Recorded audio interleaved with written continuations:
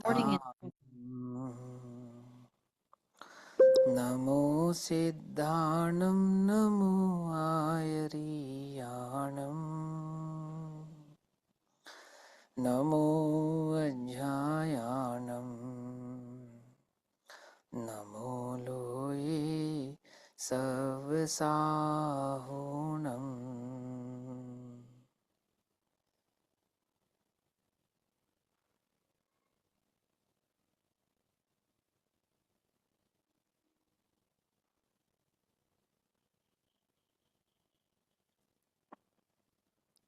मङ्गलं भगवान् वीरो मङ्गलं गौतमोगणी मङ्गलं कुन्दकुन्दार्त्यो जैनधर्मोऽस्तु मङ्गलम् सर्वमङ्गल्यमाङ्गल्यं सर्वकल्याणिकारकम् प्रधानां सर्वधर्माणां जैनं जयतु शासनम्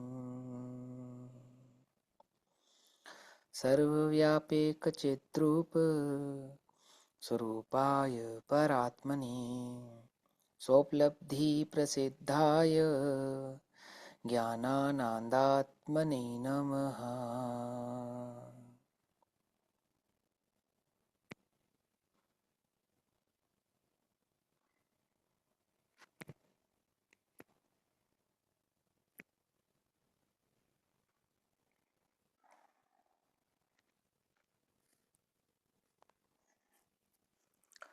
हमारे दोपहरकालीन स्वाध्याय का विषय चल रहा है श्री प्रवचन सारजी परमागम। श्री प्रवचन सारजी परमागम का स्वाध्याय हम सभी आचार्य अमृत चंद्र देव द्वारा रचित तत्व प्रदीपिका तथा आचार्य जयसेन देव द्वारा रचित तात्पर्य वृत्ति टीका के आधार से कर रहे हैं। भाव चल रहा है चरणानुयोग प्रज्ञापन अधिकार, जिसमें 202 नंबर की गाथा चल रही है कि श्रमण होने का इच्छुक जो मुमुक्षु जन है वो सर्वप्रथम क्या करता है। तो वह सर्वप्रथम विदा लेता हुआ किस प्रकार पंचाचार आदि की पालन हेतु उपक्रम करता है, उस भाव को यहाँ पर बतलाते हैं।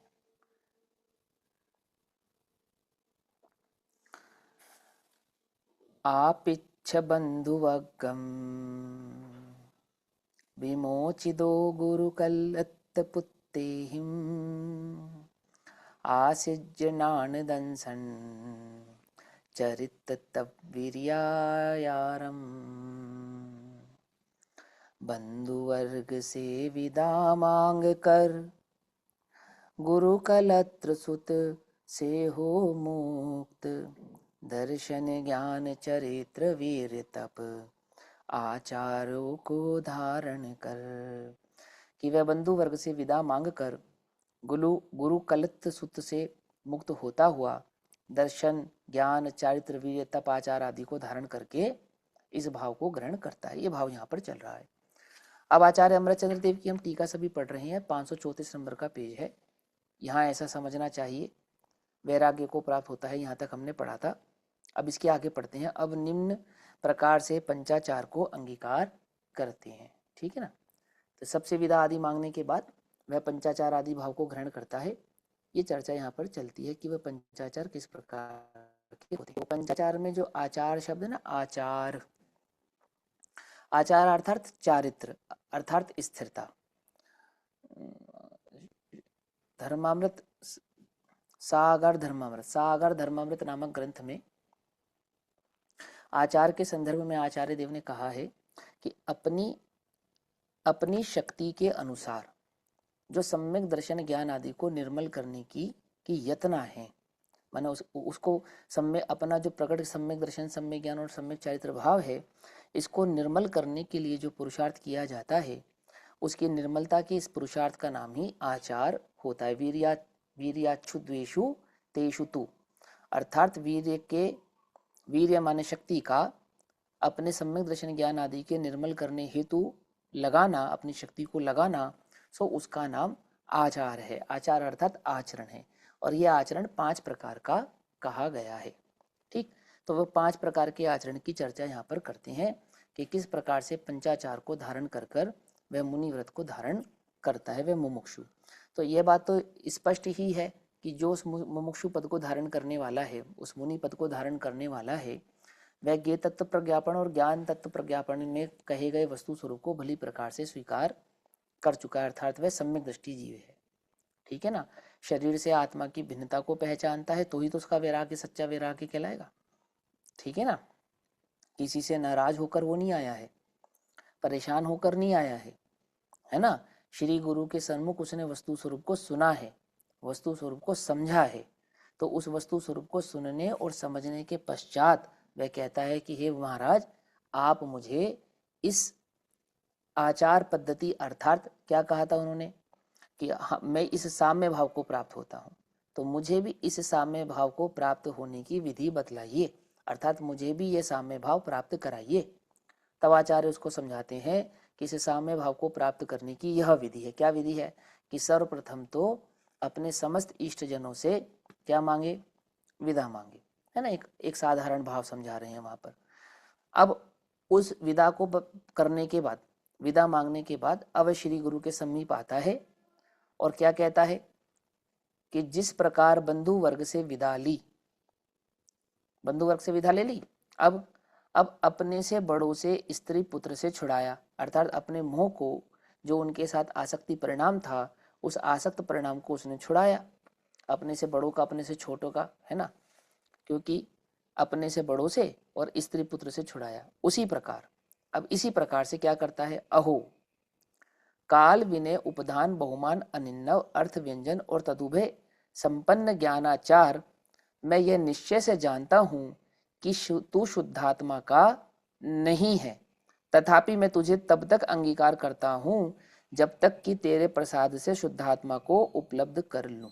अब ये अपने को समझना है। ठीक है ना, क्या कहा उन्होंने, उन्होंने कहा कि मैं इस पंचाचार को ग्रहण करता हूं, परंतु पंचाचार से क्या कह रहे हैं, ये पंचाचार मेरा स्वभाव नहीं है। क्या कहा, मैं पंचाचार को ग्रहण तो करता हूं, परंतु ये पंचाचार क्या नहीं है, मेरा स्वभाव नहीं है। मुझे पंचाचार धारण करना है, इसके लिए पंचाचार को धारण नहीं करता हूं, मुझे तो शुद्धोपयोग की प्राप्ति करनी है, उसके लिए पंचाचार को धारण करता हूं। पकड़ में आई बात। मैं 5 प्रकार के आचरणों का अनुपालन क्यों करता हूं, क्योंकि मुझे शुद्धोपयोग चाहिए। मेरा इष्ट तो मेरा शुद्धोपयोग बना है, मेरे आत्मा का अनुभव, उसकी स्थिरता है।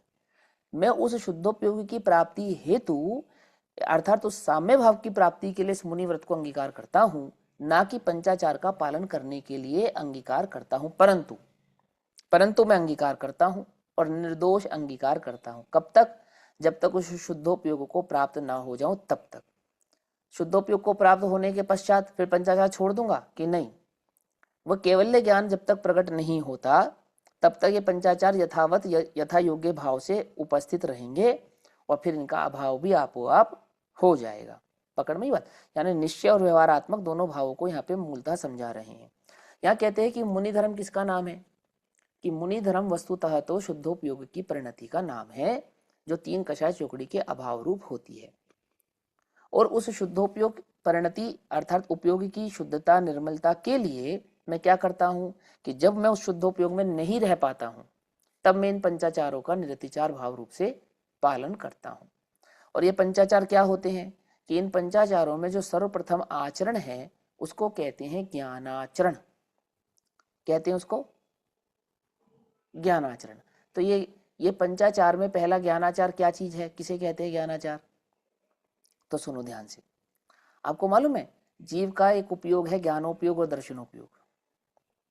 ठीक, तो ज्ञानोपयोग और दर्शनोपयोग यानी ज्ञान और दर्शन, इस ज्ञान और दर्शन की निर्मलता की भावना जिसमें समाहित हो उसको ज्ञानाचार यानी कि ज्ञान का आचरण कहते हैं। और साधारण भाषा में कहता हूं, ज्ञानावरणीय और दर्शनावरणीय कर्म के बंध के कारणों का हेतु प्रकट नहीं होना, इसका नाम है ज्ञानाचार। पकड़ में ही बात, यानी पकड़ में, क्या कहा, ज्ञानाचरण के ज्ञानोपयोग के यानी ये ज्ञानावरणीय और दर्शनावरणीय कर्म के बंध के कारण कौन कौन है, प्रदोष, निर्णव, प्रदोष, निन्नव, मात्सर्य आदि, उपघात आदि भाव है ना, किसके कारण है ये ज्ञानावरण और दर्शनावरण बंध के कारण है। और ज्ञानावरण और दर्शनावरण बंध के कारण जो है उस रूप प्रवृत्ति का नहीं होना, इसका नाम है ज्ञानाचार, अर्थात ज्ञान के अनुसार आचरण का होना। पकड़ में आ गई बात? अभी मुश्किल है ना। ये जो 8 आचार है आपको तुरंत समझ में आ जाएंगे। पहले आपको मूल बात समझ में आनी चाहिए, ज्ञानाचार किसको कहते हैं? ज्ञान के अनुसार आचरण होना, ज्ञान के अनुसार आचरण होना। और ज्ञान के अनुसार आचरण कैसा होना कि ज्ञान के अनुसार आचरण होगा तो ज्ञान का विकास होगा या ज्ञान का ह्रास होगा? बोलो, ज्ञान का विकास होगा, सीधी सी बात है। ज्ञानावरण होगा या ज्ञान निरावरण होगा? कि ज्ञान निरावरण होगा, है ना। और ज्ञान का निरावरण सम्यकपना है या मिथ्यापना है? कि वो सम्यकपना है ना। तो सम्यक ज्ञान और सम्यक, देखो ये जो दर्शन है ना, दर्शनों, ज्ञान और दर्शन ये एक अर्थवाची, ये एक ही को में समझ लो। जो ज्ञान बंध का और दर्शन बंध के कारण एक ही रहते हैं। ज्ञानावरण और दर्शनावरण बंध के जो कारण है वो एक ही कारण है। तो दर्शनावरण और ज्ञानावरण को ज्ञानाचार के मुख्यता से समझाते हैं। तो क्या कहते हैं कि ज्ञान को निरावरण करने का जो उपाय है, तो ज्ञान को निरावरण करने का उपाय क्या है? कि ज्ञान को निरावरण करने का उपाय तो शुद्धोपयोग है। समझ में आई बात? नहीं समझ में? केवल ज्ञान प्रकट करने का उपाय क्या है? कि शुद्धोपयोग है। अभी आप बतला चुके हो मुझे, ये बात तो मुझे भली प्रकार से पता है कि शुद्धोपयोग की फल, शुद्धोपयोग करने वाले को जो फल प्राप्त होगा वो क्या फल प्राप्त होगा? अनंत ज्ञान और अनंत सुख प्राप्त होगा। तो अनंत ज्ञान और अनंत सुख की प्राप्ति का उपाय तो शुद्धोपयोग है। अच्छा, और शुद्धोपयोग की प्राप्ति का उपाय क्या है? उपायांतर। क्या बतलाया था? वो बतलाया था तत्वाभ्यास। समझ में बात? शुद्धोपयोग की प्राप्ति का उपाय क्या समझाया था? उपायांतर क्या बतलाया था? कि वो तत्व का अभ्यास बतलाया था, है ना। तो वो तत्व के अभ्यास को ज्ञानाचार कहते हैं व्यवहार से, और तत्व के अभ्यास पूर्वक प्राप्त हुए शुद्धोपयोग को ज्ञानाचार कहते हैं निश्चय से। पकड़ में ही बात है ना। उपायांतर तो क्या हो जाएगा? उपायांतर हो जाएगा व्यवहार, और वो क्या हो जाएगा, क्या नाम है, निश्चय क्या हो जाएगा? निश्चय हो जाएगा शुद्धोपयोग। आ गई बात पकड़ में? तो देखो अब यहाँ क्या कहते हैं कि जो जो व्यवहार ज्ञानाचार है, जो व्यवहार ज्ञानाचार है वो मेरा स्वभाव नहीं है, और जो निश्चय ज्ञानाचार है वो वही मेरा स्वभाव है। उसी की उपलब्धि के लिए, निश्चय ज्ञानाचार की उपलब्धि के लिए मैं क्या करता हूं? मैं व्यवहार ज्ञानाचार को प्रकट करता हूं, प्राप्त करता हूं। पकड़ में आ रही बात? नहीं पकड़ में आ रही? क्यों? ये भावना तो हमको पहले ही बतला चुके हैं। आप बतला चुके, नहीं बतला चुके कि शुद्धोपयोग और शुद्धोपयोग की प्राप्ति का उपाय क्या? कि शुद्धोपयोग की प्राप्ति का उपाय स्वाध्याय, यानी तत्व का अभ्यास। ऐसे ही निश्चय ज्ञानाचार क्या है? कि निश्चय ज्ञानाचार तो शुद्धोपयोग है, और निश्चय ज्ञानाचार रूपी जो वो शुद्धोपयोग है वो कैसे प्राप्त होता है? कि वो तत्व के अभ्यास से प्राप्त होता है। तो तत्व के अभ्यास में लगाए गए उस उपयोग को हम व्यवहार ज्ञानाचार कहते हैं। और सुनो, अभ्यास करते रहना थोड़ी मेरा स्वभाव है। ओहो, मेरा स्वभाव तो शुद्धोपयोग की प्राप्ति होना है, मेरा स्वभाव तो शुद्ध ही है। यह बात मुझे आपसे ज्ञात हुई है, तो मैं उसका अभ्यास करूंगा या जो मैं हूं उसको प्राप्त करूंगा? कि जो मैं हूं उसको प्राप्त करूंगा, मुझे तो वह करना है, और उसको करने के लिए मैं इस व्यवहार ज्ञानाचार का अनुपालन करता हूं जो कि मेरा स्वभाव नहीं है। ठीक, तो देखो क्या लिखा, फिर से पढ़ें। देखो उन्होंने कहा, उसी प्रकार जिस प्रकार मैंने अन्य सभी से मोह को छुड़ाया ना, और कहां स्थापित किया कि मैं हूं, मैं पर नहीं हूं, और मेरा पर से कोई संबंध नहीं है। क्या कहकर किया मैंने? कि हे माता, तू मेरी माता नहीं है। हे पिता, तू मेरी पिता नहीं है। ऐसा कहा ना। हे रमणी, तू मेरी रमणी नहीं है। तो मैंने रमणी स्वीकार किया, और फिर नहीं है ऐसे निश्चय भाव को स्वीकार किया। ऐसे माता पिता के व्यवहार पक्ष को स्वीकार किया, और नहीं है ऐसे निश्चयात्मक भाव को भी स्वीकार किया। इसी प्रकार ये ज्ञानाचार को मैं स्वीकार करता हूं उसी प्रकार, लेकिन क्या करने के लिए? इस ज्ञानाचार के व्यवहार का अभाव करने के लिए। तो देखो कैसे लिखा, उसी प्रकार अहो काल, विनय, उपधान, बहुमान, अनिन्नव, अर्थ, व्यंजन और तदुभय, इस प्रकार संपन्न जो ज्ञानाचार है, इस ज्ञानाचार में यह निश्चय से जानता हूं। क्या निश्चय से जानता हूं? कि मैं तू शुद्धात्मा का नहीं है। हे ज्ञानाचार, मैं निश्चय से ये बात जानता हूं। क्या जानता हूं? कि तू शुद्धात्मा का नहीं है, अर्थात तू शुद्धात्मा का स्वभाव नहीं है। शुद्धात्मा तेरे तेरे अनुसार मेरा परिणमन हो, तेरे अनुसार मेरी प्रवृत्ति हो और मेरा उपयोग तुझ में लगा रहे, ऐसा तेरा स्वभाव नहीं है, ऐसा मेरा स्वभाव नहीं, मेरा नहीं है तू, मेरा नहीं है ऐसा होने पर भी। यह व्यवहार रत्नात्रय का मार्ग मेरा नहीं है ऐसा होने पर भी, तथापि मैं तुझे तब तक अंगीकार करता हूं। कब तक अंगीकार करता हूं? कि मैं तुझे तब तक अंगीकार करता हूं जब तक कि तेरे प्रसाद से, है ना, उपायांतर से उस उपाय भाव को, शुद्धात्मा को उपलब्ध ना कर लूं। माने जब तक मैं शुद्धात्मा को मैं उपलब्ध कर लूं तब तक के लिए मैं तेरा तुझे अंगीकार करता हूं। तो इसका सीधा सीधा अर्थ है कि ये ज्ञानाचार छठे गुण स्थान में तो होगा, सातवें में नहीं होगा, सातवें से ऊपर के गुण स्थानों में नहीं होगा। जब जब छठे में आएंगे तब इन पंचाचार रूप प्रवृत्ति होगी, और जब जब सातवें में होंगे तब पंचाचार रूप प्रवृत्ति नहीं होगी। लेकिन हाँ, मैं तुझे ग्रहण करूंगा, क्योंकि मुझे सातवें और उसके ऊपर के स्वभाव को प्राप्त करना है, उस केवल ज्ञान को प्राप्त करना है। तो जब तक मैं केवल ज्ञान प्राप्त नहीं करूंगा, जब तक मैं अनंत सुख को प्राप्त नहीं करूंगा, तब तक इन पंचाचारों की परिणति को ग्रहण करूंगा। लेकिन सुन, तू मेरा स्वभाव नहीं है, ये ध्यान रखना। किसको कहा? पंचाचारों को कहा या अपने को कहा? अपने को कहा, अपने को कहा। ठीक, तो उसमें जो वो जो ज्ञानाचार, पंचाचारों में जो पहला ज्ञानाचार है वह ज्ञानाचार 8 प्रकार का। भैया ये छठे गुण स्थान तक ही रहेंगे, उसके आगे नहीं जाएंगे? 12, जैसे 12 गुण स्थान तक नहीं जाएंगे? व्यवहार में नहीं जाएंगे, निश्चय में शुद्ध उपयोग हो जाएगा ना, जिसकी प्राप्ति के लिए इनको पालन किया था। तो सातवें गुण स्थान तो शुद्ध उपयोग का गुण स्थान है, तो ऊपर के सारे गुण स्थानों में तो शुद्ध उपयोगी रहने वाला है, निश्चय ज्ञानाचार रहेगा। अच्छा अच्छा, है ना। और व्यवहार ज्ञानाचार कहाँ तक रहेगा? कि वो छठे गुण स्थान तक रहेगा। क्लियर हो गई बात? कोई मुश्किल तो नहीं है इसके अंदर, एकदम सरल सी बात है ना। तो तू मेरा नहीं है ये मैं जानता हूं, तू शुद्धात्मा नहीं है, तथापि मैं तुझे ग्रहण करता हूं। दोनों बातें समझ में आ गई? नहीं आ गई? बोलो भैया, स्वाध्याय कब तक करना? स्वाध्याय करना या नहीं करना? सबसे पहले ही बात है, वो कहते हैं स्वाध्याय तू मेरा स्वरूप नहीं है, ऐसा कह रहे हैं। हे स्वाध्याय तू मेरा स्वरूप नहीं है। क्या है मेरा स्वरूप? तो मेरा शुद्धात्म भाव है। मैं इस शुद्धात्म भाव को जब तक प्राप्त नहीं करता तब तक ये स्वाध्याय आदि भाव करता हूं। इस स्वाध्याय में मगन रहूं, इसी को धर्म मान लूं, इसी को मार्ग मानकर उपयोग यहीं लगाए रखूं, यह मेरा कार्य नहीं। ये बात यहां से चल रही है। ज्ञानाचार सबसे पहले ज्ञान के संदर्भ में, तो ज्ञान की प्राप्ति का उपाय तो स्वाध्याय ही बताया था, तत्व का अभ्यास ही बतलाया था, है ना। तो वह तत्व स्वरूप को समझना, उसका अभ्यास करना और उसको अपने उपयोग में बार बार रमाना, या अपने उपयोग को बार बार तत्व के स्वभाव में रमाना। तो वह किस किस प्रकार से होता है? कि बोले शुद्धोपयोग नहीं होता तो इन 8 प्रकारों से होता है। जब तक शुद्धोपयोग नहीं होता और जब जब शुद्धोपयोग नहीं होता, दो बातें। क्या कहा? जब तक शुद्धोपयोग नहीं होता, पकड़ में ही बात, और जब जब शुद्धोपयोग नहीं होता। क्या मतलब है इसका? कि 7वें से गिरने के पश्चात ऐसा होता है और छठे में जाने के लिए ऐसा होता है। दो बातें।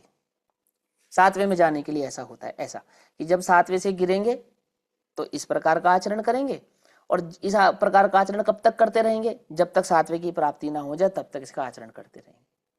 तो जब जब शुद्धोपयोग होगा, जब जब शुद्धोपयोग नहीं होगा तब तब, और जब तक शुद्धोपयोग नहीं होगा तब तक।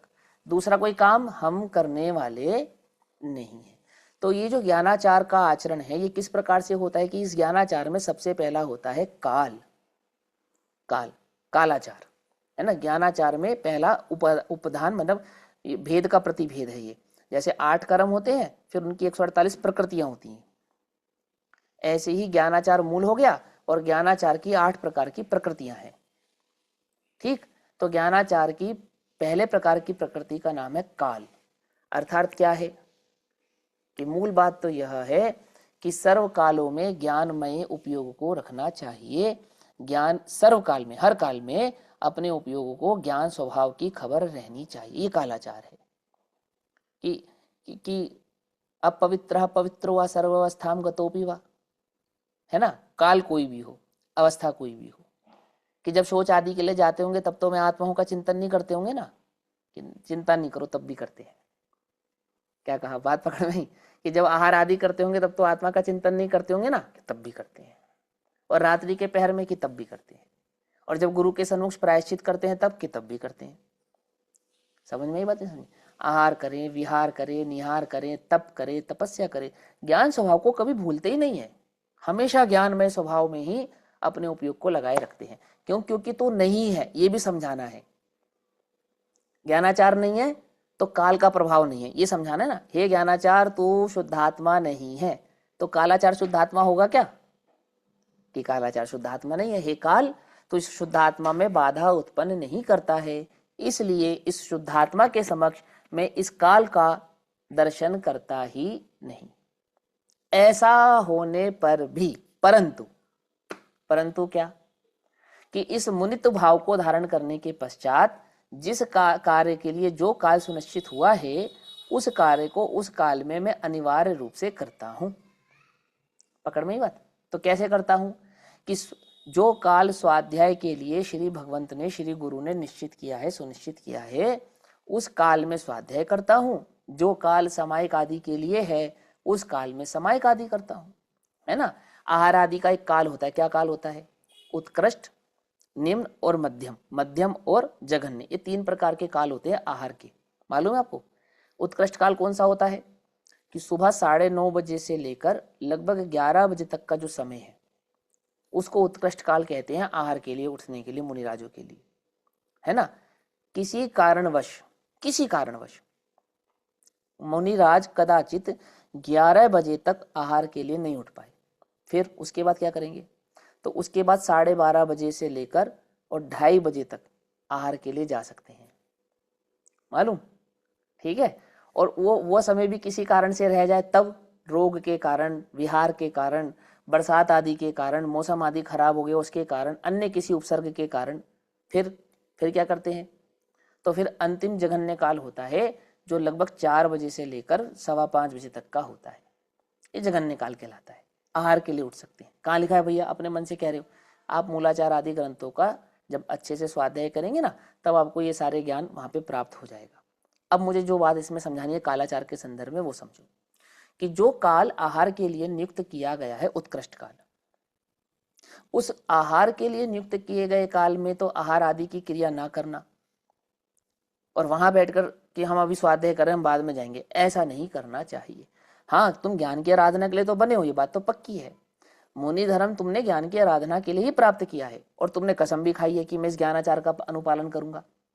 लेकिन इस ज्ञानाचार के अनुपालन में तुम्हें कालाचार का विवेक रखना पड़ेगा। क्या कालाचार का विवेक रखना पड़ेगा?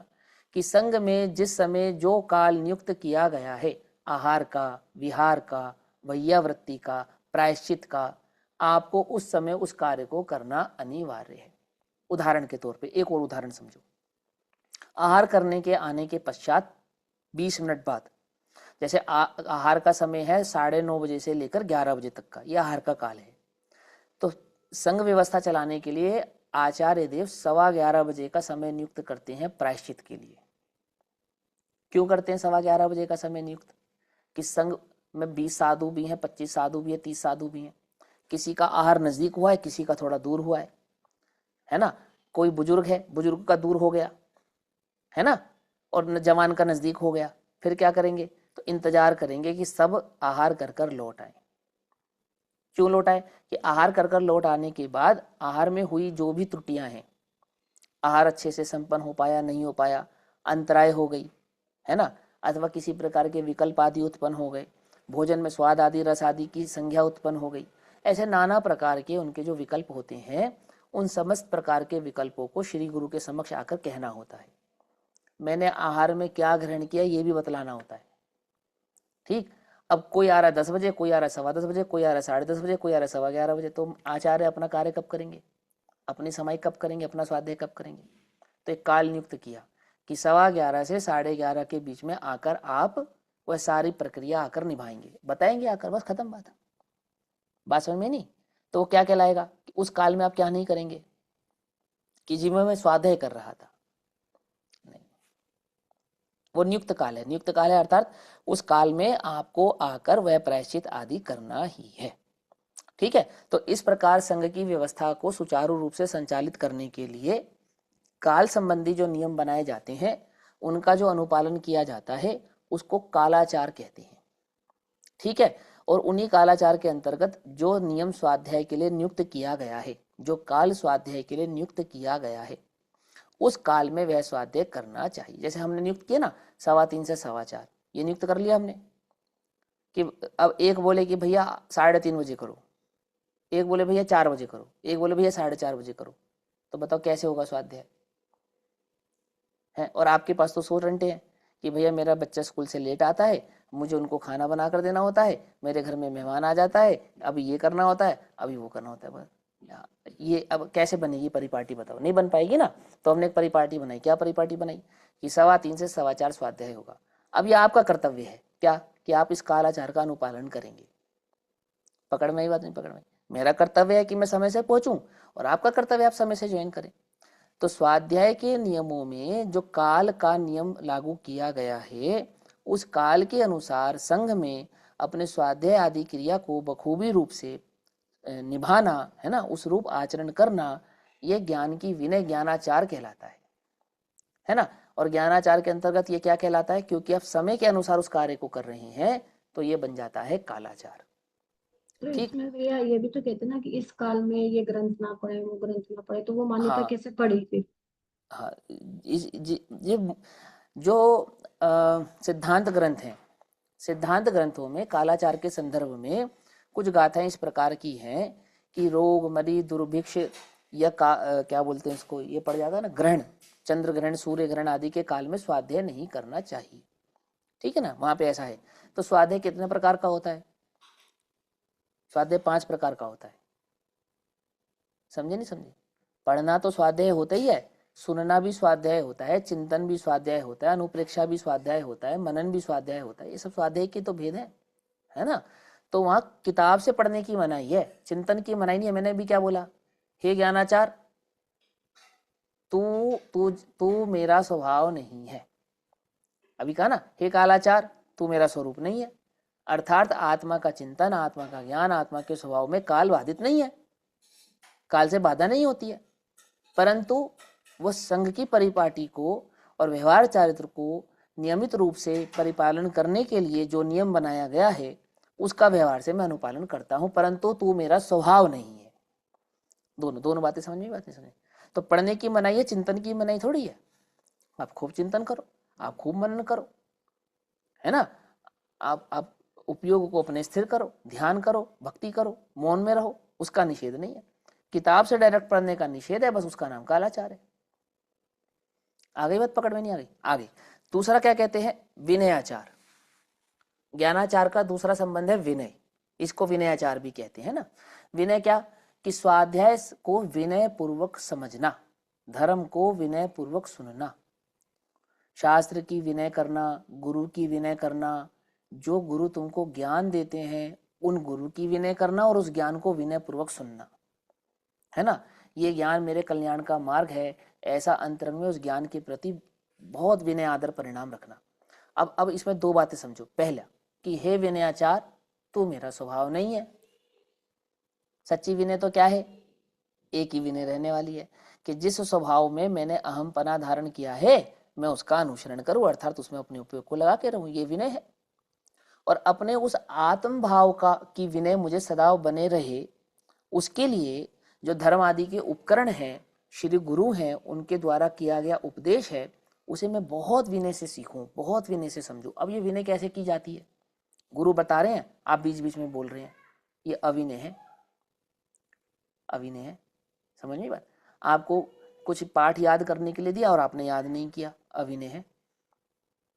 बात पकड़ में ही नहीं, समय आपने खराब कर दिया, ये अविनय है। गुरु पढ़ा रहे हैं, आपका ध्यान इधर उधर है, क्या है ये अविनय है। समझ में आती बात? नहीं समझ में? इसी प्रकार जो शास्त्र आदि के उपकरण है उन्हें यथा योग्य स्थान पर नहीं रखना, सही प्रकार से बांध के नहीं रखना, है ना। उनमें किसी भी प्रकार की त्रुटि, मिट्टी लग गई, गंदगी लग गई, इस बात का ध्यान नहीं रखना, ये सब क्या है, ये सब अविनय कहलाती है। और विनयाचार क्या कहलाता है कि इस प्रकार जो शास्त्र आदि के उपकरणों का ध्यान रखा जाता है विवेक पूर्वक उनका इस्तेमाल किया जाता है, विवेक पूर्वक जो सुना जाता है, पवित्र मन, पवित्र भावना, निश्चित उद्देश्य से जो सुना जाता है, उसका नाम विनयाचार है। और सुनो विनयाचार किसे कहते हैं। गुरु के अति निकट आके नहीं बैठना जब गुरु उपदेश करते हो, और बहुत दूर जाके नहीं बैठना। क्यों? कि बहुत दूर जाके बैठने पर भी गुरु को विकल्प होगा कि तुम्हें सुनाई दे रहा है या नहीं सुनाई दे रहा, समझे। और बहुत निकट आकर बैठने पर भी गुरु का ध्यान बार बार डिस्टर्ब हो सकता है। ऐसी जगह नहीं बैठना जहां तुम्हारे पर दृष्टि ना पड़े। अब गुरु बैठे सामने ऐसे और तुम बैठ गए इधर, अब उन्हें बार बार ऐसे गर्दन घुमानी पड़ेगी। ये विनयाचार कहलाता है। क्या विनयाचार कहलाता है? ऐसे स्थान पर बैठना जहां गुरु की दृष्टि मुझ पर सीधी पड़े और उनकी वाणी उन्हें बहुत अधिक तेज और बहुत अधिक धीरे ना बोलना पड़े। इसका ध्यान साधु स्वयं ही रखते हैं। आती है बात समझ में नहीं आती? क्या कहलाता है ये विनयाचार कहलाता है। अब विनयाचार के बहुत भेद प्रतिभेद है। मैं इसके संदर्भ में बोलता जाऊं तो एक एक चीज होती है, एक एक चीज सब विनयाचार कहलाती है। समझ में बात? गुरु ज्ञान के प्रतीक है। क्या है गुरु? ज्ञान अंजन शलाकाय, है ना। गुरु वह अंजन है जिन्होंने मेरी आंख में वह काजल लगाया जिसने मेरे मिथ्यात्व रूपी मोह रूपी अंधकार को दूर कर दिया, है ना। भय ना गुरु। तो गुरु स्वयं साक्षात क्या है? ज्ञान के प्रतीक है। तो किस किस की विनय करना मुझे? परम गुरु अरहंत की विनय भी ज्ञानाचार है ना। गणधरा आचार्य आदि अपने परम गुरु की विनय करना, ये भी ज्ञानाचार है। संघ में जो परिपाटी उपाध्याय आदि की है, उन उपाध्याय आदि की परिपाटी से उस ज्ञान को ग्रहण करना, ये भी ज्ञानाचार है। पकड़ में बात, है ना। आपको भी सूत्र आता है, गुरु सूत्र पढ़ा रहे हैं, बीच बीच में बोलना। अरे भाई आपको आता है, हमें पता है आपको आता है, लेकिन बीच में नहीं बोलना चाहिए। क्या कहलाता है ये? बीच में बोलना अविनय कहलाता है। आपको कुछ पूछना है, बहुत आदर से सम्मान से पूछना, जिज्ञासावश पूछना। मुझे इसलिए पूछना कि मैं भी जानता हूं, आमुक जगह मैंने पढ़ा था, आमुक से मैंने सीखा था, आमुक से मुझे ये बात पता लगी थी, तो पता होना चाहिए कि मुझे इतना ज्ञान है। इस भावना से पूछना, ये अविनय है। क्या होता है इससे? इससे ज्ञान आवरण और दर्शनावरण कर्म का बंद होता है, बंद होता है। प्रश्न पूछने की मनाही नहीं है, परंतु प्रश्न जिज्ञासा पूर्वक पूछा जाता है, जिसमें वास्तव में जिज्ञासा होती है, जिसमें मैं वास्तव में उस बात का ज्ञान नहीं होता है। ऐसा भी हो सकता है कि विषय हो अन्य और प्रश्न उत्पन्न हो जाए अन्य। ऐसा हो सकता है कि हाँ, ऐसा हो सकता है। फिर क्या करना? कि सब्र करना, गुरु की बात पूरी होने के बाद ही प्रश्न करना। क्या कहलाता है ये विनयाचार कहलाता है। आती है समझ में? नहीं समझ आती है? तो इस प्रकार से नाना प्रकार के विनयों का अनुपालन करना, ज्ञान संबंधी ज्ञान की प्राप्ति में जिस प्रकार से हम विनय का अनुपालन करते हैं, वह क्या कहलाता है? वह विनयाचार कहलाता है।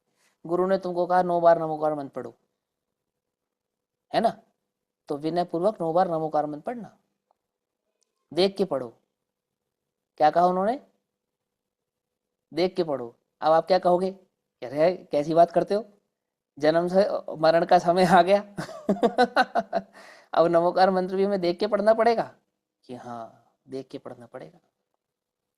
आप देख के नहीं पढ़ोगे, ये अविनय कहलाएगी। बात समझ में आ रही है? नहीं समझ में आ रही है? किसी सूत्र का अर्थ गुरु ऐसा कर सकते हैं जो सूत्र से मैच नहीं कर रहा। क्या कह रहे हैं? ऐसा भी कर सकते कि हाँ, ऐसा भी कर सकते हैं। फिर क्या करना? उसे विनय पूर्वक सुनना, विनय पूर्वक धारण करना, और जिज्ञासा को बाद में पूछना कि गुरुदेव ये सूत्र में तो ऐसी बात नहीं थी, आपने ऐसा क्यों कहा? अब प्रवचन सार में ऐसी कितनी गाथाएं दिखाऊं जो गाथा कुछ हो रहा है, टीका कुछ हो रहा है समझे या नहीं समझे? लेकिन हम विनय से सुनते हैं, विनय से समझते हैं, है ना। साक्षात आचार्य नहीं है उपलब्ध, तो अन्य ज्ञानियों से उसका मार्ग समझने की कोशिश करते, चेष्टा करते हैं कि भाई ये बात यहाँ ऐसे किस प्रकार से कही गई, किस तरह से कही गई। समझ में बात नहीं समझ में? क्योंकि गुरु अपनी बुद्धि से सामने जो व्यक्ति बैठा है, जो जीव बैठा है, उसकी क्षम की शक्ति के अनुसार सूत्र आदि का उपदेश करते हैं। किन्हीं सूत्रों की उपदेश की मुख्यता प्रथमान योग आदि की अपेक्षा से होती है, और किन्हीं सूत्रों की मुख्यता, उपदेश की मुख्यता आचरण आदि के उद्देश्य से होती है। अब इसी प्रवचन सार में ज्ञान तत्व प्रज्ञापन, ज्ञेय तत्व प्रज्ञापन, अध्यात्म की उच्च कोटि की बात कर रहे हैं, और इसी प्रवचन सार में इस व्यवहार के आचरण संबंधी भी चर्चा चल रही है। कि किस प्रकार का आचरण होना चाहिए, कैसा आचरण होना चाहिए। तो क्या नहीं करना, जिन वचन में शंका न धार। क्या कि ऐसा क्यों कह रहे हैं कि जिन वचन, जो गुरु वचन है वो किसका वचन है, वो जिनेंद्र का वचन है, जिनेंद्र का वचन है। क्या नहीं करना, उसमें शंका नहीं करनी चाहिए, ये प्रयोजनभूत है। ये गुरु जी क्या सिखा रहे हो आप, क्या प्रथमा नियोग की कहानी सिखा रहे हो, हम तो तत्व समझने आए हैं। अविनय है, अविनय है। समझ में आई बात, नहीं समझ में? विनयचार किसको कहते हैं? वर्तमान युग के ग्रंथ पढ़ने चाहिए नहीं पढ़ने चाहिए? वो तो मलेच्छों के लिए है। अच्छा चलो ठीक है। और लिखे किसने? लिखे किसने? आचार्यों ने। तो समय बर्बाद किया होगा अपना वर्तमान युग के ग्रंथों को लिखकर। क्यों? उपयोग लगाए बिना लिख दिए होंगे, विचार किए बिना ही लिख दिए होंगे, उसका चिंतन, उसका मनन तो हुआ ही नहीं होगा लिखने से पहले। आंख मूंदी और लिखना शुरू किया और खत्म करके उठे सीधा, ऐसे लिखे गए होंगे। क्यों? 1200 1500 2000 1800 श्लोक प्रमाण जो ग्रंथ लिखे गए, ऐसे लिखे गए होंगे? ऐसे तो नहीं लिखे गए होंगे। समझ मारी बात, नहीं समझ मेरी क्या कह रहे हैं आपसे? विनयाचार है एक एक अंग को मुख्य मानना, मैंने इसको मानना ये तो विनय करने योग्य है, और एक को विनय करने योग्य ही नहीं मानना, व्यर्थ का ही मान लेना। क्या है ये अविनय है। तो ज्ञानाचार क्या कहलाता है कि संपूर्ण द्वादशांग को, द्वादशांग में प्रथमान योग आएगा नहीं आएगा? आएगा। कर्णान योग आएगा नहीं आएगा? गजब की बात यह कि सर्वाधिक कलेवर तो कर्णान योग का ही आएगा। गजब की बात तो यह है, क्या कहा, जिसको तुम अप्रयोजनभूत करते रहते हो ना, उल्टा नहीं पकड़ना, आप नहीं कहते होंगे, जो भी कहता है, सर्वाधिक कलेवर तो कर्णान योग का ही आएगा। क्या कहलाएगा वो? उसका सम्मान पूर्वक आदर करना, विनय करना। अहो मेरे ज्ञान की इतनी योग्यता नहीं है कि मैं इन महान ग्रंथों की सूक्ष्म अर्थों को ग्रहण कर सकूं। ऐसा पकड़ में ही बात, नहीं पकड़ में ही? क्या कहा? धवला, महाधवला, जय धवला, षटखंडागम आदि जैसे ग्रंथों के सूक्ष्म भाव को, सूक्ष्म अर्थों को समझने योग्य मेरी बुद्धि नहीं है। समझे? ये तो मेरे ही ज्ञानावरणी कर्म का उदय ऐसा है। हे प्रभु, मुझे वह बात समझने में आवे ऐसी अंतरंग में भावना, यह अप्रयोजनभूत है। ओह अविनय है, अविनय। आप क्या समझ रहे हो? आचार्य जैसे आचार्य पुष्पदंत भूत बली गर्दन तक टेढ़ी हो गई इनकी लिखते लिखते लिखते, और आपने क्या कह दिया? अप्रयोजनभूत है ये तो। माने उस षटखंडागम जैसे महान ग्रंथों का संकलन अप्रयोजनभूत है, और आचार्य कुंद कुंद ने जो संकलन किया वो प्रयोजनभूत है। ना आपने आचार्य कुंद कुंद का सम्मान किया, ना आपने आचार्य पुष्पदंत भूत बली का सम्मान किया। आपने ज्ञान की विनय नहीं की। समझ में आई बात, नहीं समझ में? ज्ञानाचार किसको कहते हैं? आती है? परिक्रम नाम की टीका लिखी आचार्य कुंद कुंद देव ने, 12,000 श्लोक प्रमाण। किस पे? षटखंडागम पर। परिक्रम नाम की सर्वप्रथम टीका, पंच परमागम लिखने से पहले परिक्रम नाम की टीका लिखी गई है आचार्य कुंद कुंद के द्वारा। और क्या कहा जाता है कि वो उन्होंने अधूरी छोड़ दी थी, वो अप्रयोजनभूत लगा उन्हें, ऐसा लगा, ऐसा ऐसे ऐसे मिथ्या प्रचार उनके संदर्भ में होता है। ये क्या कर रहे हो आप? ज्ञानावरणी दृष्टावरणी कर्म के बंध का घोर कारण है ये, घोर घोर। जो 13 वर्ष की उम्र में दीक्षित हो गए, आप ऐसे आचार्यों को अज्ञानी समझते हो क्या? क्या समझते हो? जो 13 वर्ष की उम्र में दीक्षित हो गया, समझते हो? जिसने अपना पूरा जीवन ही उस मुनि धर्म में लगा दिया, तो उसको नहीं मालूम क्या प्रयोजनभूत है, क्या अप्रयोजनभूत है, क्या मुझे लिखना चाहिए, क्या नहीं लिखना चाहिए। आचार्य भी ऐसा नहीं करते। कोई ग्रंथ लिखना शुरू किया, काल क्रम से देह पूरी हो गई तो बात अलग है, परंतु ग्रंथ लेखन करते हैं तो मंगलाचरण पूर्वक करते हैं। क्या होता है मंगलाचरण? ये ऐसी मंगल भावना कि प्रभु निर्विघ्न रूप से इस ग्रंथ की पूर्णता हो जाए, इस ज्ञान की पूर्णता हो जाए। किस भावना से लिखा था? कि अन्य मुमुक्षुजन जो इस मार्ग को प्राप्त करना चाहते हैं, उनको ये मार्ग सुगम हो जाए, सुलभ हो जाए, इस भावना से लिख रहे थे। आई बात समझ? और आपने क्या कह दिया? आपने कहा यह तो अप्रयोजनभूत है, अर्थात उन्होंने बीच में छोड़ दिया। जो बीच में छोड़ देवे, क्या नहीं है वो? साधु नहीं है, क्योंकि ज्ञानाचार का अनुपालन नहीं किया उसने। सर्वप्रथम ये सबसे विदा लेने के बाद उसको क्या, किसका अनुपालन करना था? पंचाचार। और पंचाचार में पहला आचार क्या था? ज्ञानाचार। और ज्ञानाचार का दूसरा भेद था विनय। और ग्रंथ अधूरा छोड़ना, ये क्या है? अविनय है। समझ में आई बात कि भैया हम भी स्वाध्याय करते हैं, कई बार हम भी बीच में छोड़ देते हैं। आपको समझ नहीं आ रहा है, कठिन जान पड़ रहा है, और आप इसलिए उसको छोड़ रहे हैं कि हम किसी विशेषज्ञ से इसको समझेंगे, तो बात भिन्न है, तो बात अलग है। लेकिन वो क्या कहते हैं उसको, विद्या व्यसन। कैसा व्यसन? कुव्यसन।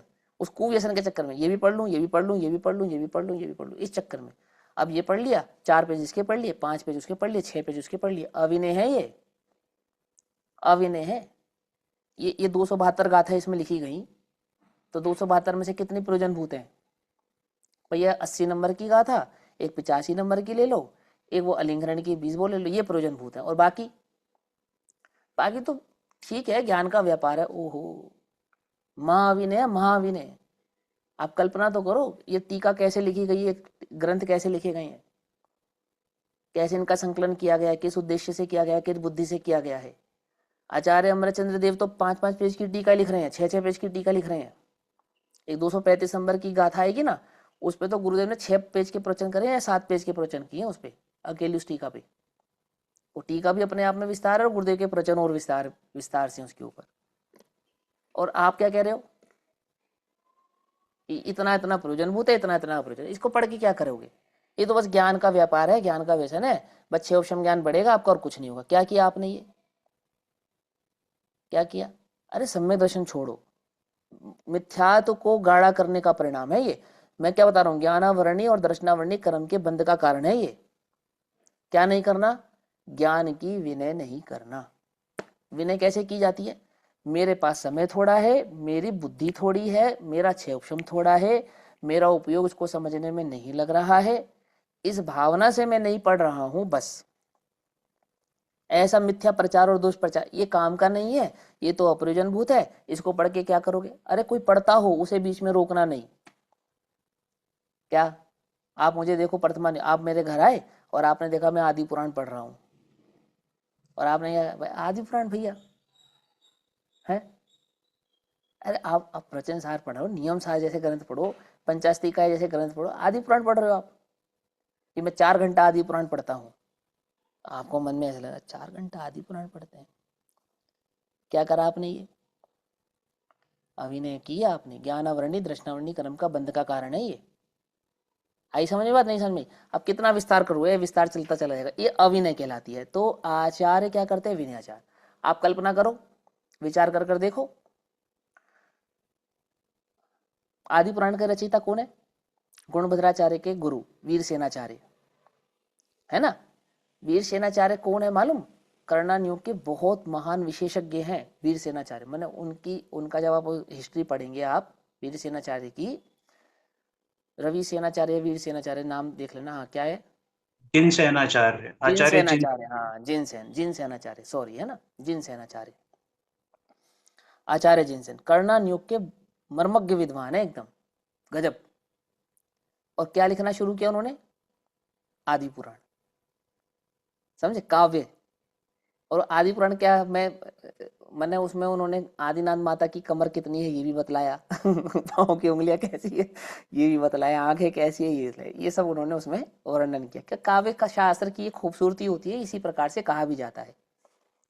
अब शिष्य को मालूम चला, क्या लिख रहे हैं गुरुजी? कि गुरुजी आदि पुराण लिख रहे हैं, आदि पुराण लिख रहे हैं। अरे इतने कर्णान्योग के इतने मर्मज्ञ विशेषज्ञ हैं, कर्णान्योग का ग्रंथ लिखना चाहिए है। लिखने के लिए कितना विस्तार पड़ा है, टीका के लिए कितना विस्तार पड़ा है, आदि पुराण लिख रहे हैं। क्या है ये? अभिनय है। आपको खबर ही नहीं है आप क्या कर रहे हैं। आप ज्ञानावरणी और दर्शनावरणी कर्म का कितना घोर बंद कर रहे हैं, ये आपको खबर नहीं है, पता ही नहीं है आपको, समझे? गुरु जो करते हैं, गुरु कैसे, आचार्य कैसे बन गए? वैसे बन गए क्या? कुछ बात समझ में नहीं? उनके पास कुछ सोच है, कुछ समझ है, कुछ दूरदृष्टता है, उसके आधार से बात पकड़ में आई या नहीं आई? क्या कह रहा हूँ? गुरुजी आप ये मत पढ़ाना, आप तो ये पढ़ाना। क्या हमने तुमसे कहा कि हम तुम्हें 4 कषाय पढ़ाएंगे, 5 पाप पढ़ाएंगे? 4 कषाय 5 पाप क्या पढ़ाओगे? आप तो हमें समय सार पढ़ाओ, आप तो हमें द्रव्य गुण पर्याय पढ़ाओ। क्या है ये? आप क्या समझ रहे हो? आप इंटेलिजेंट ज्यादा हैं, गुरु कम इंटेलिजेंट है, वो उनको ज्यादा समझ नहीं है। आप बतलाएंगे उन्हें 4 कषाय पढ़ानी है, 5 पाप पढ़ाना है, द्रव्य गुण पर्याय पढ़ाना है। क्या है ये? अभिनय है ये। अब कितने कितने कितने प्रसंग बताता चला जाऊं। मैं आपको एक किस्सा बताता हूँ, देखो सुनो। मैं अपनी पढ़ाई के लिए नहीं कह रहा, आप शिक्षा ग्रहण करो उसके लिए बता रहा हूँ, है ना। एक बार, शायद मैंने पहले बताया होगा, एक बार क्या हुआ, हमारे गुरुजी ना पंडित सोम प्रकाश जी बाल ब्रह्मचारी गुरुजी हमारे, तो सन 2013 की बात है, शायद 12 या 13 की बात है। अलीगढ़ में थे हम। तो अलीगढ़ के प्रवास के बाद 1 महीने तक हमें भ्रमण करना था। तो 2 दिन यहाँ, 2 दिन यहाँ, 2 दिन यहाँ, 2 दिन यहाँ, 2 दिन यहाँ, ऐसे पूरा 1 सवा महीने पूरा भ्रमण का था। तो एक जगह पे लगभग 2 या 3 ही प्रवचन हो पाते थे, बस इससे ज्यादा प्रवचन हो ही नहीं पाते थे, क्योंकि एक या 2 दिन से ज्यादा रुकना ही नहीं होता था। 2 दिन रुके फिर चले गए आगे, फिर 2 दिन रुके फिर आगे चले गए।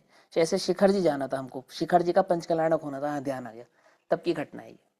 तो हुआ क्या कि वो उन 1.25 महीनों तक लगातार एक ही प्रवचन रिपीट होता रहा, लेशिया का 1.25 महीने तक लगातार। अब मैं तो एक श्रोता ऐसा था जो कॉमन था, बाकी तो श्रोता बदल जाते थे जगह बदली, श्रोता बदल गए, और मैं एक अकेला श्रोता ऐसा था जो पहले प्रवचन से लेकर 45वें प्रवचन तक वही का वही था। वही उदाहरण, वही सिद्धांत, वही चर्चा, सब कुछ वही का वही, सब कुछ एज इट इज। समझे नहीं समझे? तो पहले दिन सुना, दूसरे दिन सुना, तीसरे दिन सुना, चौथे दिन सुना, ऐसे करते करते 32-33 दिन गुजर गए। और क्या सुनता रहा मैं सुबह शाम इतना सुन लिया मैंने, इतना सुन लिया कि मुझे रट गया। अब ये उदाहरण आने वाला है, अब ये बात आने वाली है, अब ये बात आने वाली, ऐसा मुझे पूरा रट गया वो। और मैं सुनता था आराम से, पर मैंने कभी उनसे ये नहीं कहा कि गुरुजी प्रवचन बदलो, कभी नहीं कहा। मैं पूरे 45 दिन वही प्रवचन सुने, एक दिन भी मैंने उनसे ये नहीं कहा कि मैं ये रोज सुन सुन के पक गया हूँ, ऐसा सुना। उल्टा उल्टा नहीं पकड़ना, ऐसा कह सकता था ना मैं। और मैं सबसे आगे बैठता था, मैंने प्रवचन मिस नहीं किया। मैं मिस भी कर सकता था कि मैं तैयारी कर रहा था, मैं बैग लगा रहा था, मैं ऐसा कर रहा था, नहीं, मुझे किचन में काम था या मुझे और अन्य कोई काम था, अन्य व्यवस्थाओं में लगा था, नहीं, मैंने एक प्रवचन मिस नहीं किया उनका, एक भी। मैंने पूरे लगातार सुने वही के वही।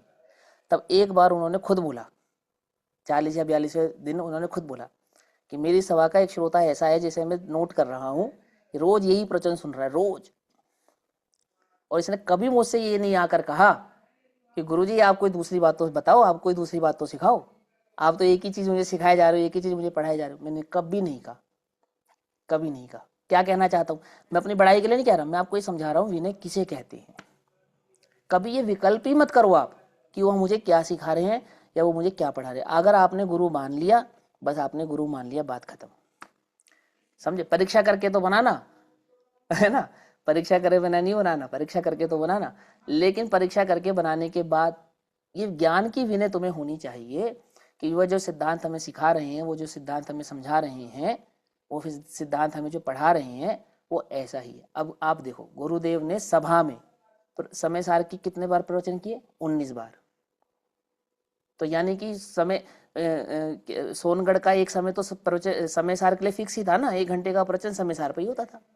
कब तक? 45 वर्षों तक होता रहा, होता रहा, होता रहा, होता रहा, होता रहा, होता रहा, नहीं होता रहा। अब मैं कहता हूँ समय सार की जगह अन्य कोई ग्रंथ होता तो आपको उतनी विनय होनी चाहिए, उतनी विनय से सुनना चाहिए, उतनी विनय से ही समझना चाहिए, उतनी विनय से ही पढ़ना चाहिए। आती है? जिसको निश्चयाभास हो जाता है ना, उसको व्यवहाराभास का उपदेश दिया जाता है। जिन्हें व्यवहाराभास हो जाता है उन्हें निश्चयाभास का उपदेश दिया जाता है। मैंने निश्चयाभास का नहीं, निश्चय के सिद्धांतों का उपदेश दिया जाता है। समझे या नहीं समझ में ये बात? ऐसी यही उपदेश की शैली, इसी प्रकार से दिया जाता है। गुरुदेव के समक्ष जो लोग बैठे थे वो पक्के व्यवहाराभासी थे, एकदम पक्के, तपे हुए व्यवहाराभासी। समझ रहे हो? 45 वर्षों तक समय सार की बात बताई ना, तब जाके 2-4 ही भीग पाए, तब जाके सब भीग गए, ऐसा नहीं। बात पकड़ में आती है ना, ये तो हमें आता है, ये तो हमें पता है, इसको जान के क्या करेंगे, इसको पढ़ के क्या करेंगे, हाँ ऐसा नहीं करना। ये क्या कहलाती है? ये अविनय कहलाती है। ज्ञानावरणी दृष्टावरणी कर्म के घोर बंध का कारण बनती है। और मुनिराज कैसे होते हैं कि मुनिराज ऐसा करते नहीं है। समझे? ये क्या कहलाता है? ज्ञानाचार का दूसरा अंग विनयाचार कहलाता है। पकड़ में ही बात? ये नहीं पकड़ में ही है ना? चलो आगे चलते हैं। उसके बाद आता है उपधान। क्या आता है ये? उपधान, उपधान का क्या अर्थ होता है? देखो, शास्त्रों का जो अध्ययन हम करते हैं, जो स्वाध्याय हम करते हैं, उसको पवित्रता के साथ, एकाग्रता के साथ, है ना, और गुरु के सानिध्य में किया जाता है, उसको कहते हैं उपधान। पकड़ में ही बात, उपधान है ना, हाँ उपधान, उपधान कहा जाता है। क्या मतलब होता है? आपको किसी बात का अर्थ समझ में नहीं आ रहा, पढ़ रहे हैं, तो अपनी बुद्धि से अर्थ मत निकालो, क्या करो? गुरु से पूछो। क्या कहलाता है ये उपधान कहलाता है। चलो इसको बाद में पढ़ लेंगे, वहां ऐसा नहीं। उस समय गुरु उपलब्ध नहीं है, कोई बतलाने वाला उपलब्ध नहीं है, किसी कारण से आप उसका अर्थ नहीं समझ पा रहे हैं, तो बात अलग है। लेकिन गुरु उपलब्ध है, बतलाने का समय उपलब्ध है, आपको पता है ये मुझे नहीं आता, तो जाके उनके समक्ष इस भाव को रखना कि मुझे ये ज्ञात नहीं हो पा रहा है, इसका क्या अर्थ होना चाहिए। क्या कहलाता है ये उपधान कहलाता है। मुझे पता है, क्या पता है? कि मुझे स्वाध्याय के समय नींद आ जाती है, तो क्या करूं? क्या करूं? कि इस प्रकार का उपाय करना कि नींद ना आए। क्या कहलाता है ये उपधान कहलाता है। पकड़ में बात। ये तो मुनिराजों की मुख्यता से है, गृहस्थों की अपेक्षा से भी समझ लो, है ना। इस प्रकार का स्वाध्याय करने से घंटे पहले, 1 घंटा पहले हैवी आहार नहीं करना, भारी भोजन नहीं, गरिष्ठ भोजन नहीं खाना। क्यों नहीं खाना? स्वाध्याय में नींद आएगी तुम्हें, तो इस प्रकार का कार्य नहीं करना। किस प्रकार का कार्य? कि स्वाध्याय में तुम्हें नींद आने लगे। आ सकती है, घबराना नहीं, घबराना नहीं, परंतु बुद्धिपूर्वक इस प्रकार का कार्य नहीं करना कि स्वाध्याय सुनते समय में नींद आ जाए। तो क्या करना? उसके लिए विशेष प्रकार के जो तप किए जाते हैं, आचरण किए जाते हैं, संयम आदि का पालन किया जाता है। बैठे हैं, ऐसी जगह देख के नहीं बैठना जहां हवा ज्यादा लगेगी, जहाँ टेक मिल जाए लगाने के लिए हमें आराम से, बढ़िया, यहाँ ठंडी हवा आ रही है, सहारा भी है, यहाँ बैठ के सुनेंगे, यहाँ मजा आएगा। ये क्या है? उपधान नहीं है ये। परंतु कैसी जगह बैठना? जानबूझकर ऐसी जगह बैठना। कैसी जगह? एक तो समझ में ज्यादा अच्छे से आए, नींद आने के चांसेस ना बने, प्रमाद प्रकट ना हो सके, ये तप पूर्वक उस विनय को, पूर्वक उस शास्त्र को सुनना, ये उपधान कहलाता है। ये ज्ञान की विनय कहलाती है, ये ज्ञानाचार कहलाता है। पकड़ में ही बात नहीं? पकड़ में। बार बार आसन बदलना हो सकता है, नहीं शरीर में तकलीफ हो तो आसन बदला भी जाता है ना, लेकिन बुद्धि पूर्वक, उपयोग पूर्वक इस प्रकार का तप होना चाहिए। तुम बैठने का अभ्यास होना चाहिए। अब तुम एक ऐसी जगह स्वाध्याय में चले गए, तुम्हें साक्षात श्री गुरु प्राप्त हो जाए, तो क्या कुर्सी लगा के सुनोगे? है जंगल में तुम्हारे लिए कुर्सी कहाँ से आएगी, जरा बताना। जंगल में मिलेंगे, कहाँ मिलेंगे बोलो? गृहस्थों के घर की तो संगति वो करते नहीं है, काजल की कोठरी है। क्यों?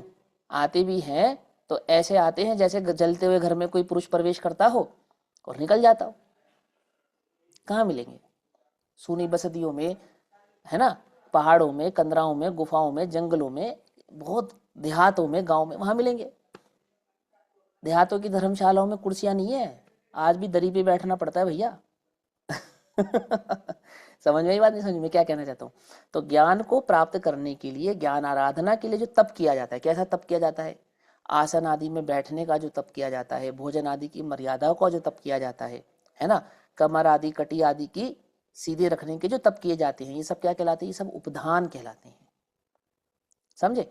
स्वाध्याय को प्राप्त करने अधिक अभ्यास किया जाता है, खूब अभ्यास पूर्वक उसको समझा जाता है, बार बार रटा जाता है, बार बार पढ़ा जाता है, बार बार समझा जाता है। ये सब क्या कहलाता है? ये उपधान कहलाता है, तपस्या कहलाती है। घंटों स्वाध्याय करना, उपयोग को स्वाध्याय में लगाना, बार बार पढ़ना, याद नहीं हो रहा हो तो याद करना, अपनी गलती हो तो मान कषाय आदि को दूर कर कर विनय पूर्वक उसको स्वीकार करना, क्या कहलाता है? ये तप है। ये इच्छा निरोध से तपा होता है, मान आदि कषाय का अभाव करना तप होता है या नहीं होता है? तप होता है। ये ज्ञान के संदर्भ में इस प्रकार के तप को प्राप्त करना उपधान कहलाता है। आप स्वाध्याय कर, आपको गर्मी लग रही है, गर्मी का विकल्प नहीं करना, सूत्र सुनने में उपयोग को लगाना। अरे भैया समय कब पूरा हो गया, 5 मिनट एक्स्ट्रा ले लिया आपने, और भी काम है, भूख भी लगती है, बच्चे भी देखने हैं, क्या है ये? अब मुनिराजों को तो ये सब पंगा नहीं है मतलब भूख लग रही है, बच्चे देखने हैं, लेकिन ऐसा विकल्प नहीं करना, ये उपधान कहलाता है। तल्लीनता के साथ, तन्मयता के साथ शुद्धोपयोग की भावना के आधार से उस वस्तु स्वरूप को सूझने में अपने उपयोग को लगाना, निमग्न करना, क्या है ये? उपधान है, सिंपल। आई पकड़ में बात? तो बाह्य आदि तप आदि हो गए जो, ये तो सब व्यवहार उपधान हो गया। निश्चय उपधान क्या है? कि जो एक बार शुद्धोपयोग की प्राप्ति हो तो हे प्रभु मैं कभी बाहर ना आऊं। माने उस शुद्धोपयोग को प्रकट करने के बाद पुरुषार्थ की ऐसी तीव्रता रखना, अब वो तुम्हारे हाथ में नहीं है, घबराना नहीं, तो भी बुद्धिपूर्वक, कि वह शुद्धोपयोग से कभी बाहर आ ही ना पाऊं। क्या कहलाता है ये उपधान कहलाता है। इसको ध्यान नामक तप कहते हैं। समझ में ही बात नहीं? समझे? ज्ञान के संदर्भ में ध्यान नामक जो तप है, ये क्या है? ये एक प्रकार का उपधान है। समझ में आई ना? बार बार लिखना, बार बार पढ़ना, बार बार सुनना, उपधान है ना? आप जो तपस्या कर रहे हो उस ज्ञानार्जन को प्राप्त करने में, मान कषाय की पूर्ति के लिए, क्षेपशम ज्ञान की वृद्धि के लिए नहीं, आत्म कल्याण की भावना से सुनना, समझना, कभी बतलाना पड़े तो प्रमाद नहीं करना, क्या कहलाता है ये उपधान कहलाता है। ये तप है। आप 1 घंटा बोलना तप है, मालूम? तप है। 1 घंटा बोलना, फिर 2 घंटा किसी के सवाल जवाब हो तो उस पर जवाब देना, है ना? कोई पूछे तो उसको उत्तर करना, ये सब तप कहलाता है ये। और क्या नहीं करना? मान कषाय नहीं करना। वो तुम्हारे मान के संदर्भ में शब्द बोले तो क्या करना? जलता सरिया डाल लेना कान में। क्या क्या कहा? क्या बोला मैंने? सुना कि कोई तुम्हारी मान आदि की पूर्ति करे तो जलता हुआ सरिया कान में डाल लेना, सुनना नहीं, सुनना नहीं। जहर है जहर, जैसे मुंह की मदिरा, मदिरा पीने योग्य है कि छूने योग्य नहीं है, ऐसे मान के शब्द कैसे हैं? मदिरा नहीं, धतूरा है, जान ले लेगा। पकड़ में? बहुत बढ़िया, आप तो बहुत अच्छा पढ़ाते हो भैया, बहुत बढ़िया, हमारे समा ना ना ना, कभी नहीं। कर्ता नहीं बनना, वाणी के कर्ता नहीं बनना, वाणी के कर्ता नहीं बनना। मैंने कितना अच्छा पढ़ाया, मैंने कितना बढ़िया सुनाया, मैंने कितना अच्छा अर्थ किया, शेवशम के कर्ता नहीं बनना। क्या है ये उपधान है, तपस्या है। आपने मेहनत करके काव्य लिखा, सारी दुनिया उसको कहे बहुत बढ़िया बहुत बढ़िया, और फिर भी आप निष्प्रह ही रहो, तप है ये? समझ में आती है बात? नहीं समझ में आती है? अरे हमने तुम पे इतनी मेहनत की, तुम्हें इतना पढ़ाया, इतना सिखाया, आज तुम हमें आंख दिखाते हो। अरे भैया, कोई लालसा नहीं रखना, कोई लालसा नहीं रखना, अपेक्षित नहीं होना। अपेक्षा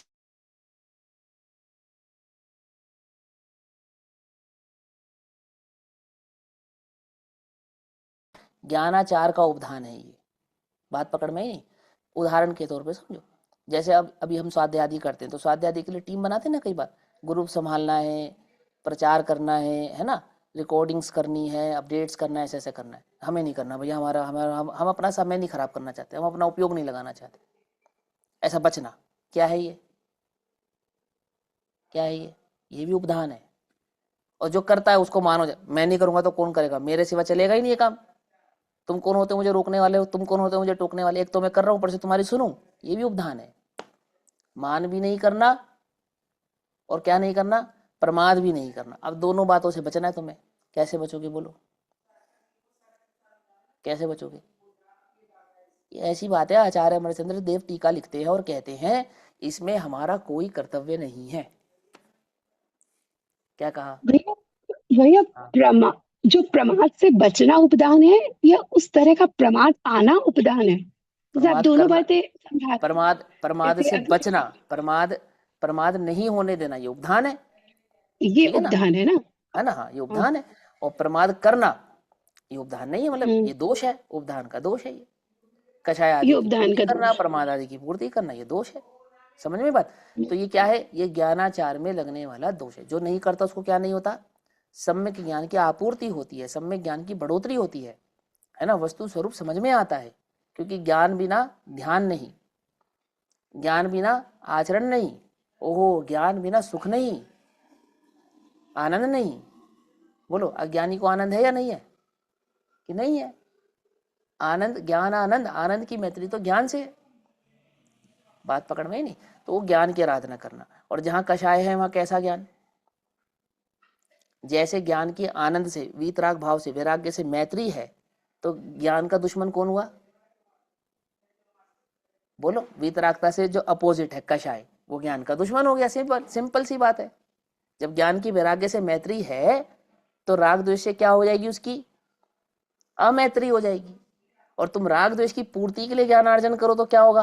अमैत्री भाव प्रकट होगा भैया। वो तो कार्य ही नहीं संपन्न होने वाला, क्योंकि ज्ञान की राग द्वेष के साथ क्या है? अमैत्री है। ज्ञान की तो वैराग्य के साथ मैत्री है। ज्ञान वास्तव में अपने गंतव्य को कब प्राप्त करता है? जब वो वीतराग भाव के साथ होता है, तब प्राप्त करता है, अन्यथा प्राप्त करता नहीं है। ये क्या कहलाता है? ये उपघात कहलाता है। उसके बाद बहुमान। बहुमान माने बहुत उत्साह के साथ जिन वचनों को सुनना, अपना कार्य करने का उत्साह बहुत है। सुना ये शब्द? नहीं सुना है? हाँ, कहाँ सुना है? ये मोक्ष और प्रकाशक में पंडित टोडरमल जी से हमने ये बात सुनी है या पढ़ी है? कि पढ़ना सुनना एक अर्थवाची है। ठीक है ना? जानने के संदर्भ में ये पांचों इंद्रियों के विषय। ठीक, तो क्या कहते हैं पंडित टोडरमल जी? कहते हैं अपना कार्य करने का हर्ष बहुत है। मैं आत्मा हूँ, आत्मा की बात सुनकर, जिन वचनों की बात सुनकर, जिन मार्ग को धारण कर कर अंतरंग में जो उत्साह है, जिन वचनों को सुनने का जो उत्साह है ना, ज्ञान को प्राप्त करने का जो अंतरंग में उत्साह है, ये क्या कहलाता है? ये बहुमान कहलाता है। जब तक ज्ञान बहुमान के साथ ग्रहण नहीं किया जाए तो वह ज्ञान प्राप्त होता भी नहीं है। वो ज्ञान मेरी धारणा में आए, वो ज्ञान मेरे चिंतन का विषय बना रहे, वो ज्ञान मेरे उपयोग के साथ तदाद में हो जाए, तो उसके लिए आपको उस ज्ञान का बहुमान होना चाहिए, उत्साह होना चाहिए। अहो, ये मेरी बात है, मेरे कल्याण की बात है। सच्चा उत्साह तो शुद्धोपयोग है ना? ज्ञान के इस उत्साह को मैं क्यों प्राप्त करता हूँ? बनावटी उत्साह की बात नहीं कर रहे हम। अंतरंग, इसको ऐसा समझो, ज्ञान को रुचि पूर्वक ग्रहण करना चाहिए, रुचि होनी चाहिए। समझे? रुचि का ही पर्यायवाची है उत्साह। समझे? जहां रुचि होती है वहां उत्साह होता है, जहां रुचि नहीं होती वहां उत्साह भी नहीं होता। समझे? बच्चा जो रुचि से तो कॉलेज जाते हैं और अरुचि से स्कूल जाते हैं, मालूम? समझे नहीं समझे क्या कहा हमने? है ना? ऐसा समझो।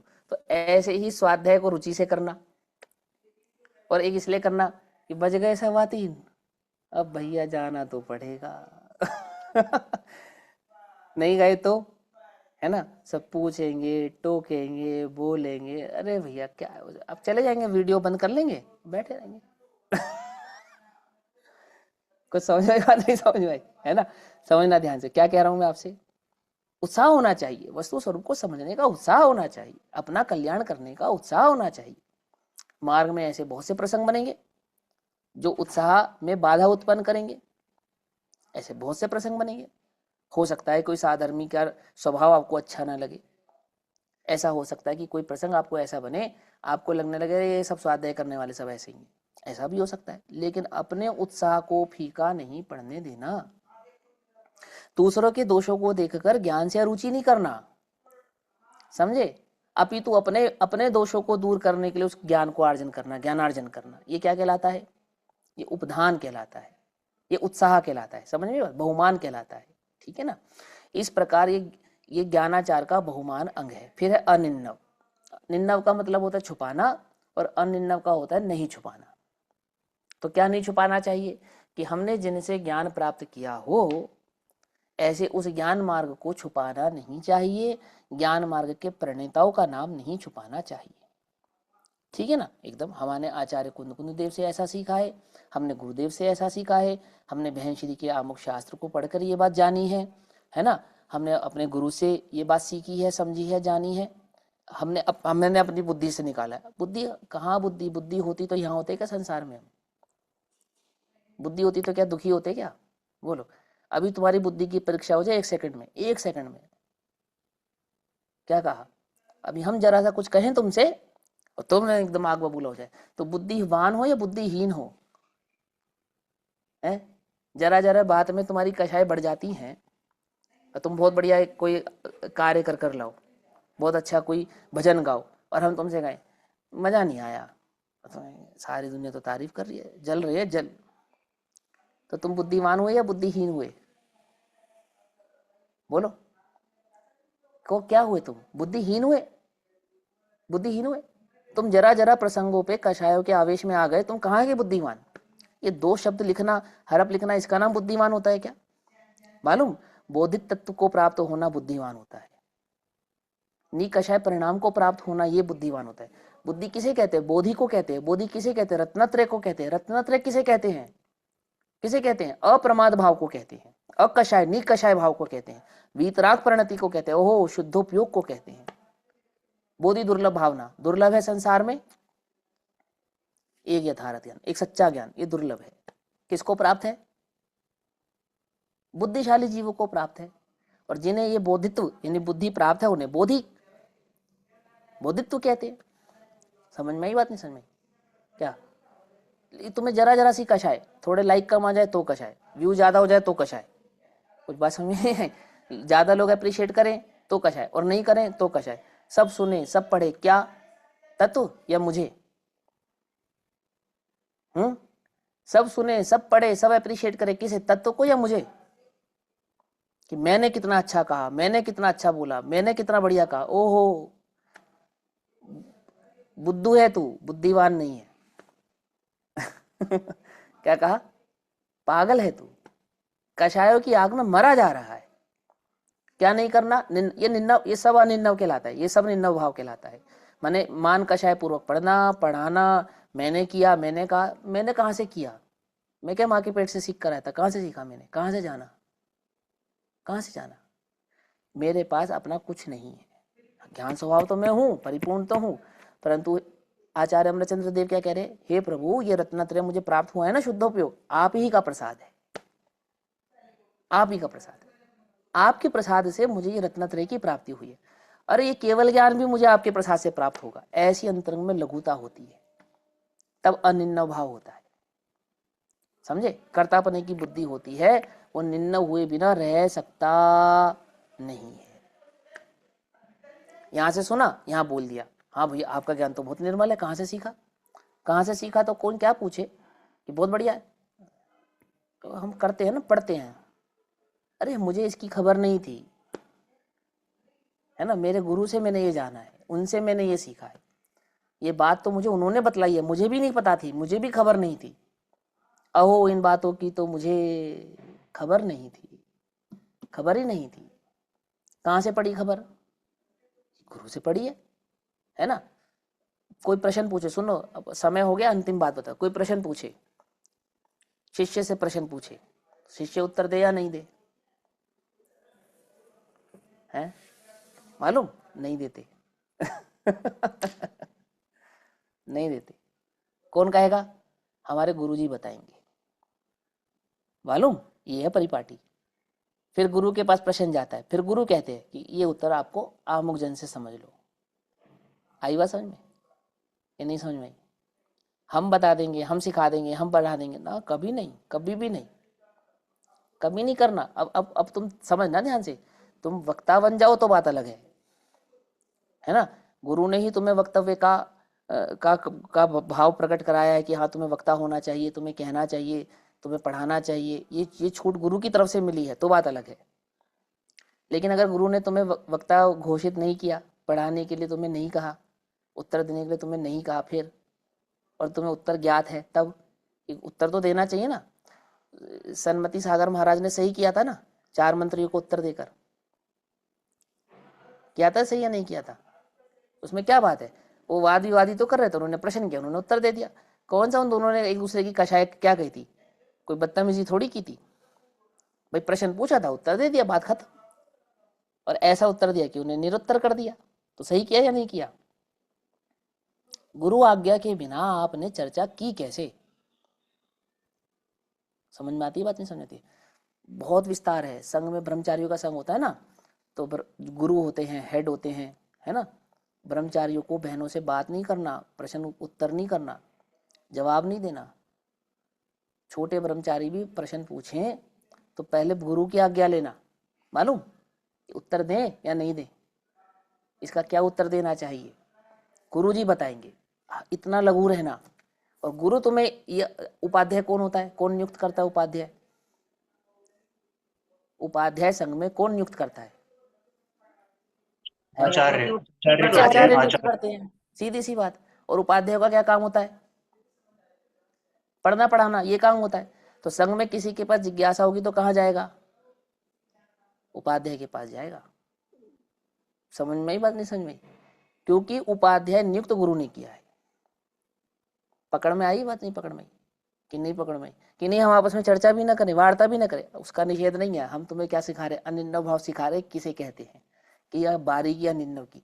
और ये जितना भी विनय है ना, ये हमारे बोलने से और तुम्हारे सुनने से नहीं आता, ये सहज ही अंतरंग से आता है। सम्यक ज्ञानियों की सहज ऐसी परिणति होती है। अंतरंग में कषाय नहीं होती ना, मान कषाय नहीं होती, इसलिए ऐसा परिणाम भी नहीं होता कि मैं कहूँ, मैंने कहा, मैंने जाना, मैं बतलाऊंगा, कुछ परिणाम नहीं। वीतराग परिणति जगत की इतनी सर्वोत्तम और इतनी सुंदर परिणति है, मिथ्या दृष्टि की कल्पना में भी नहीं है, कल्पना में भी नहीं है। ओम नमः सिद्धेभ्यः। 11:04 का उल्लंघन है। इस समय 5-6 मिनट मैंने एक्स्ट्रा कर दिया, ठीक है ना? क्षमा चाहेंगे आपसे इसके लिए है। ओम नमः सिद्धेभ्यः।